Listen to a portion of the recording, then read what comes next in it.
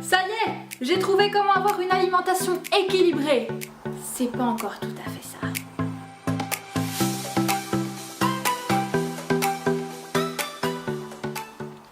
Bonjour à toi, j'espère que tu vas bien et que ton mois de septembre a démarré de la plus agréable des façons qui soit.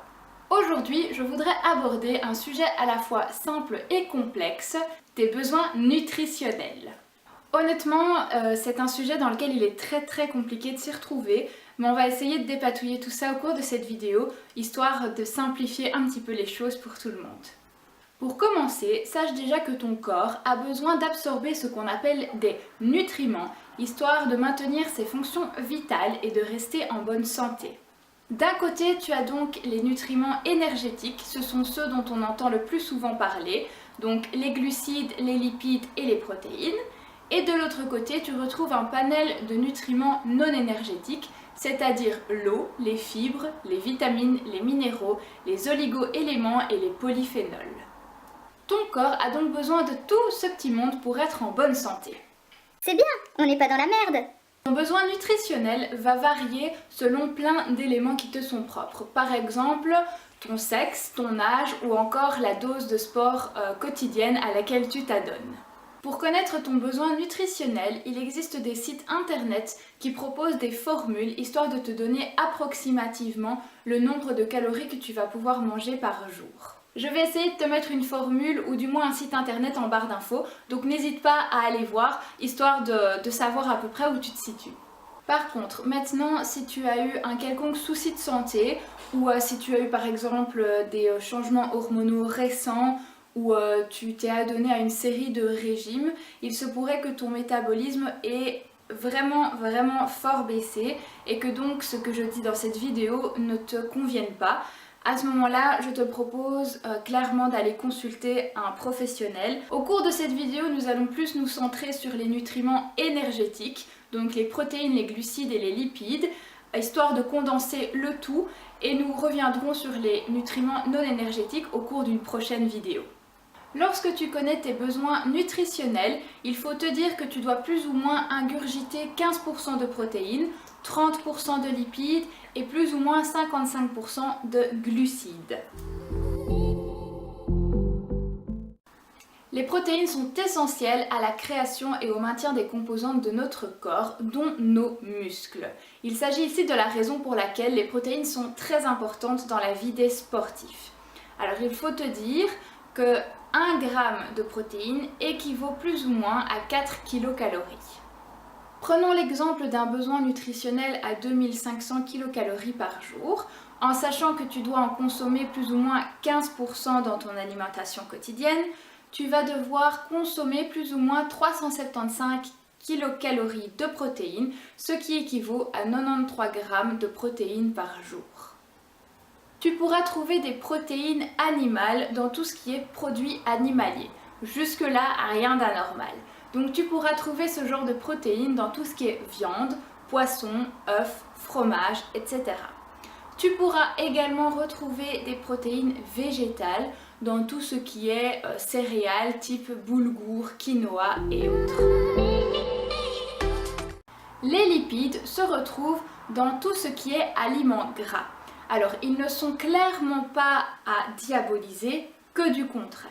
Ils vont jouer un rôle essentiel dans le bon fonctionnement de notre corps, puisqu'ils vont nous permettre d'avoir de l'énergie pour tout ce qui est effort à longue durée, mais vont également faciliter le transport de certaines vitamines. Ici, 1 g de lipides équivaut à plus ou moins 9 kcal. Alors, il faut faire attention parce que oui, nous devons en consommer, mais il faut le faire de façon raisonnable, car si on en consomme à excès, on file vers une prise de poids. Dans les lipides, tu retrouves les acides gras saturés, les acides gras monoinsaturés et les acides gras polyinsaturés. Les acides gras saturés représentent le mauvais gras, celui qui va favoriser votre cholestérol et de ce fait va boucher vos artères.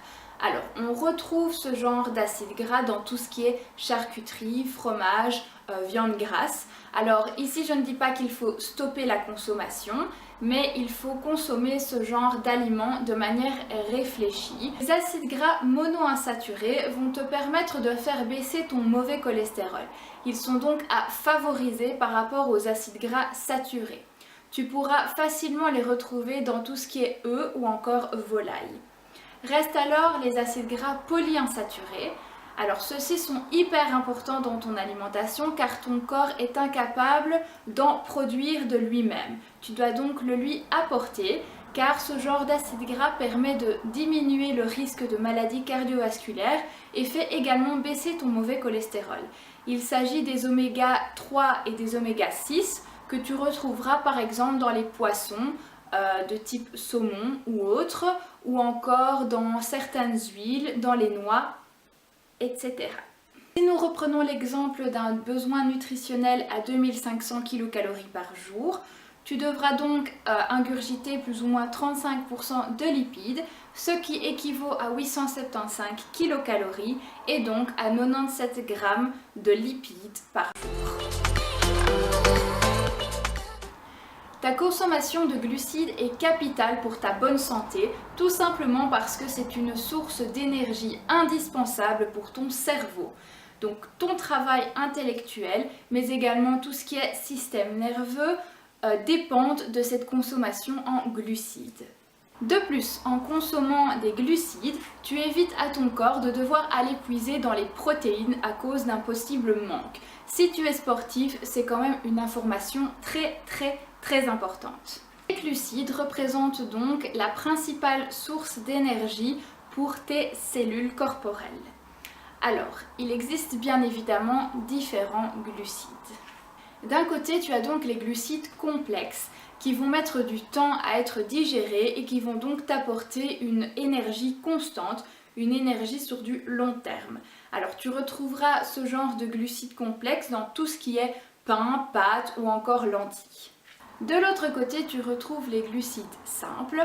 Ce sont les glucides qui vont très rapidement se digérer, mais qui vont t'apporter immédiatement de l'énergie. C'est dans cette catégorie de glucides simples que tu retrouves tout ce qui est biscuits, chocolat, etc. Si maintenant tu as besoin de te requinquer par exemple après une séance de sport et que tu as besoin d'énergie immédiate, il existe des glucides simples beaucoup plus intéressants que toutes ces gourmandises là. Tu peux par exemple te tourner vers le miel ou le sirop d'agave. De plus, petite problématique de notre structure corporelle, les cellules n'absorbent que le sucre dont elles ont besoin.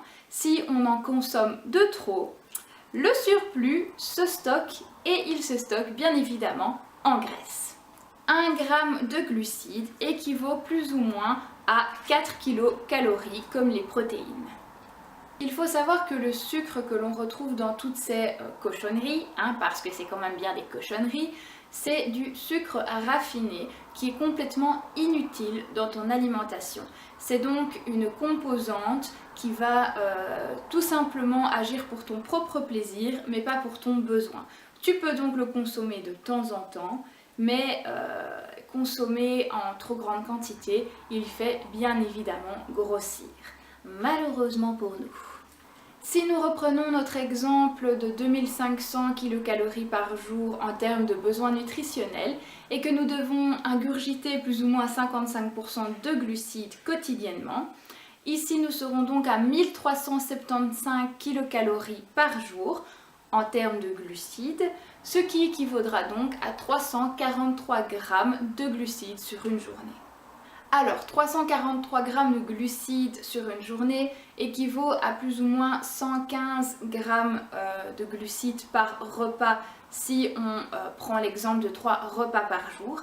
Alors, tu vas me dire que c'est énorme, ça me semble énorme également. Après, j'ai pas pris un petit besoin nutritionnel, on est quand même à du 2500 kcal par jour dans l'exemple. Mais en fait, il est conseillé d'augmenter tes prises de repas par jour, donc de passer de 3 repas à 5 ou 6, à voir ta dose d'activité quotidienne. Ici, souvent on préconise 5 repas parce que c'est 3 repas et 2 collations, une vers 10h, une vers 16h. Donc les glucides sont divisés par 5 tout au long de ta journée. Bien évidemment, si tu consommes 115 g de glucides en un repas, il se stockera malheureusement en graisse. Alors j'espère que cette vidéo t'aura permis d'y voir un peu plus clair dans tout ce qui est nutriments énergétiques. Bien évidemment, nous aborderons les autres types de nutriments dans une prochaine vidéo. En attendant, je me permets de te rappeler que les nouveaux plannings sportifs et nutritifs du Harmony Challenge sont en ligne et sont téléchargeables dans le lien que tu trouves en barre d'infos. Et sur ce, je te fais d'énormes gros bisous. N'oublie pas également, si tu as une question, n'hésite pas. Les commentaires sont là pour ça, j'y répondrai aussi vite que possible. Et puis si tu as aimé la vidéo ou si tu as appris quelque chose, ou si tu veux toujours être gentil avec moi, n'oublie pas le petit pouce levé et clique pour t'abonner.